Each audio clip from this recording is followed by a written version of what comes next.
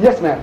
Why do Muslims wear the hat? The question is, why do the Muslims wear the hat?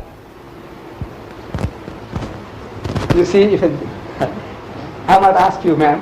I said, you see, your dad or your husband, when he goes to church, he takes off his hat. Does he? Yes. So I'm asking why. Why does the gentleman take off the hat? So the man tells me, he says, to show respect. But I said, you're telling your wife to put it on? He said, yes. I said, what for? He says, to show respect. I said, how can you be doing opposite things to show respect?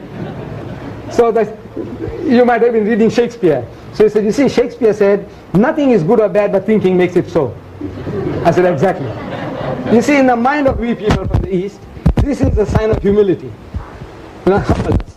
This is arrogance. To you, this is arrogance and this is humility. For example, an African needs a job, and you need it, and I'm fine, and somebody to do your garden for you. So he comes along with a hat on or a cap, says, Sagbona, Mrs. Sagbona. He says, you'll never give him a job. This is this arrogant, loud, you know, look at it. You know, he says, Sagbona, Mrs.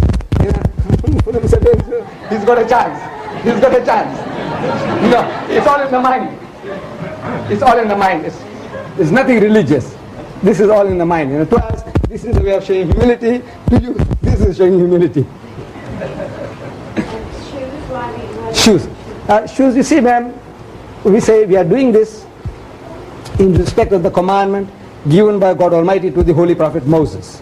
When he was on Mount Sinai, God spoke to him and he said, Draw not nigh hither, put off thy shoes from off thy feet, for the place wherein thou standest is holy ground.